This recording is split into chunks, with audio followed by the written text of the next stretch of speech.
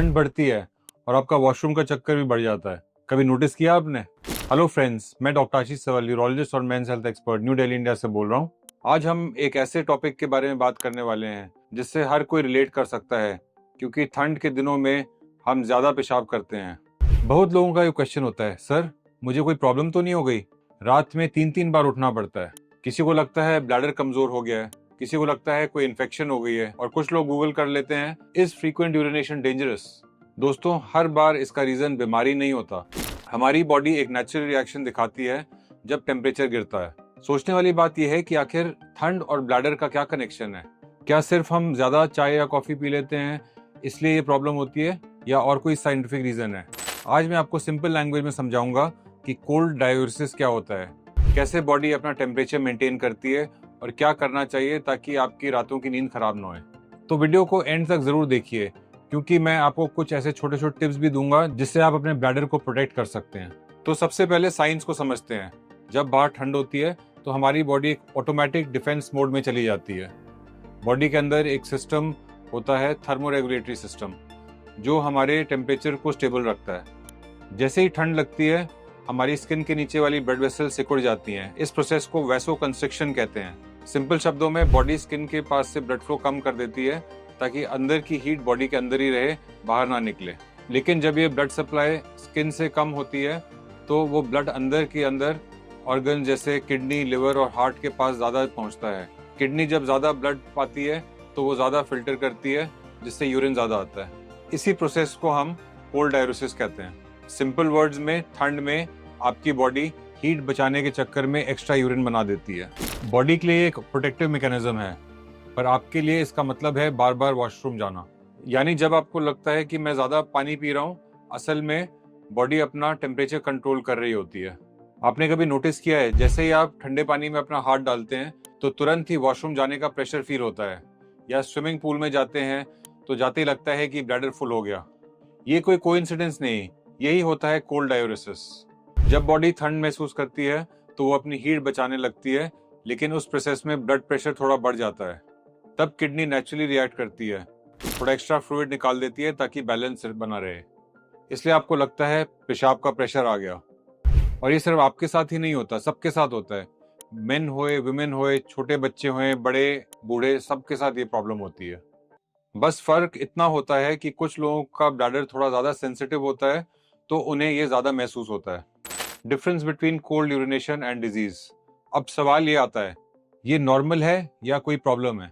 अगर आपको सिर्फ ठंड के दिनों में पेशाब ज़्यादा आता है, बिना जलन के, बिना दर्द के, या बहुत तेज प्रेशर के साथ, तो 99% केसेस में ये बिल्कुल नॉर्मल होता है। इसको हम कहते हैं कि ठंड की वजह से ज़्यादा पेशाब आना, यानी कोल्ड डायूरेसिस। लेकिन अगर आपको हर मौसम में बार बार पेशाब आता है, रात को 3-4 बारी यूरिन के लिए उठना पड़ता है, यूरिन में जलन होती है, यूरिन रुक रुक के आता है, फिर हमें इसके रीजन चेक करने पड़ते हैं, जैसे कि इन्फेक्शन, डायबिटीज या प्रोस्टेट एनलार्जमेंट। याद रखिए, सिर्फ बार बार पेशाब आना ही प्रॉब्लम नहीं होती। पूरे सिम्टम्स को देखकर ही डॉक्टर डिसाइड करते हैं कि इसकी असली वजह क्या है और इसके लिए कोई ट्रीटमेंट की जरूरत है भी कि नहीं। बहुत लोग कहते हैं, डॉक्टर साहब मैं तो चाय और कॉफी पीता हूँ इसलिए होता होगा। बिल्कुल सही सोच रहे हो। चाय, कॉफी और शराब तीनों ऐसे पदार्थ हैं जिससे किडनी में ज्यादा पेशाब बनता है। तो जब आप ठंड के दिनों में बार बार गर्म चाय, कॉफी या सूप लेते हैं तो ठंड और ये ड्रिंक्स मिलकर डबल इफेक्ट करते हैं।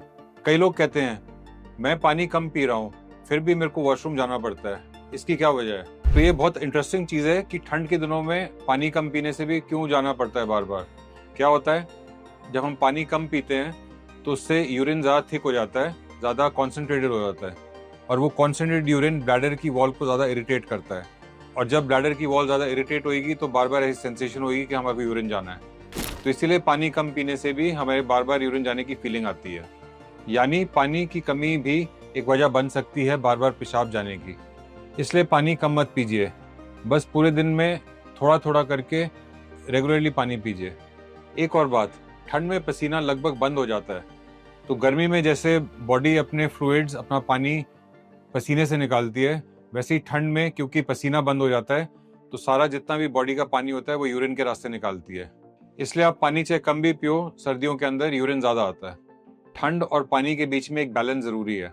मैं हमेशा अपने पेशेंट्स को कहता हूँ, मौसम चाहे कोई भी होए, हमें पानी पीना कम नहीं करना चाहिए। अब एक और सिंपल लेयर समझिए, ये सिर्फ स्किन और किडनी का रिएक्शन नहीं होता, दिमाग भी इसमें रोल प्ले करता है। जब ठंड लगती है और बॉडी का टेम्परेचर थोड़ा गिरता है तो ब्रेन का एक पार्ट होता है हाइपोथैलेमस, जो हमारे शरीर का थर्मोस्टैट है, वो तुरंत एक्टिव हो जाता है। ये ब्रेन, किडनी और ब्लैडर को सिग्नल भेजता है कि बॉडी से थोड़ा पानी निकाल दो ताकि प्रेशर बैलेंस में रहे। इस वजह से कई लोगों को लगता है जैसे ही ठंड लगती है पेशाब का प्रेशर बन जाता है।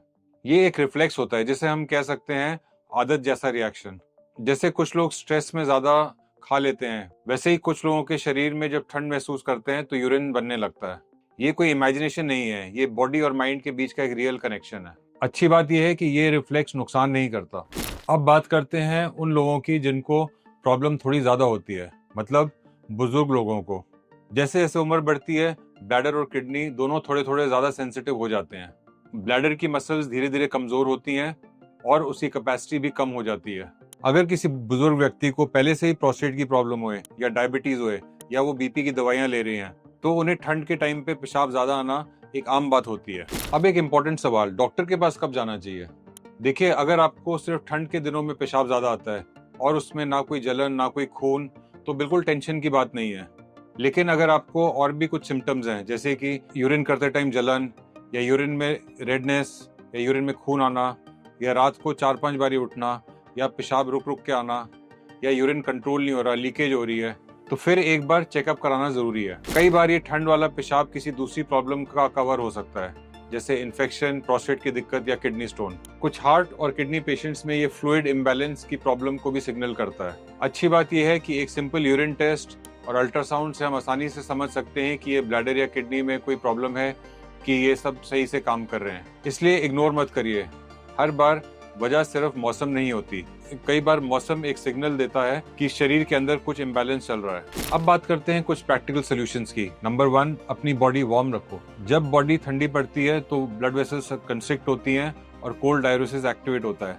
लेयरिंग करनी चाहिए, सॉक्स पहननी चाहिए और बॉडी वार्म रखनी चाहिए। सिंपल और पावरफुल रेमेडीज हैं। नंबर 2, कैफीन और अल्कोहल लिमिट करो। ये दोनों डायरेटिक्स हैं और विंटर में दोनों मिलके ब्लैडर पे एक्स्ट्रा प्रेशर डालते हैं। नंबर 3, पानी इवनली दिन भर लो। एक साथ 1 लीटर पानी मत पियो, छोटे छोटे सिप्स लो throughout the day. Number 4, अगर आप डायबिटिक हो तो अपना शुगर कंट्रोल में रखो। हाई शुगर यूरिन फ्रीक्वेंसी और इन्फेक्शन दोनों को बढ़ा सकता है। नंबर 5, बेड टाइम से पहले एक बार वॉशरूम जरूर जाओ, इससे रात में बार बार उठने की जरूरत नहीं पड़ती। नंबर 6, लाइट स्ट्रेचिंग या वॉक करते रहो ताकि सर्कुलेशन एक्टिव रहे बॉडी में और बॉडी ठंडी ना पड़े। ये छोटी छोटी हैबिट्स आपका विंटर और ब्लैडर दोनों को कंफर्टेबल बना देंगी। तो फ्रेंड्स, मैं आपको फिर से बताना चाहूंगा कि यूरिन की प्रॉब्लम्स हमेशा नॉर्मल नहीं होती, कभी कभी कोई और सीरियस प्रॉब्लम भी हो सकती है, तो इसे इग्नोर ना कीजिए। अगर आपको भी कोई यूरिन की प्रॉब्लम हो रही है और उसके लिए आप मेरे से कंसल्ट करना चाहते हैं तो आप मेरे को ईमेल कर सकते हैं या व्हाट्सएप कर सकते हैं। मेरा ईमेल एड्रेस और व्हाट्सएप नंबर नीचे डिस्क्रिप्शन में दिया हुआ है। धन्यवाद।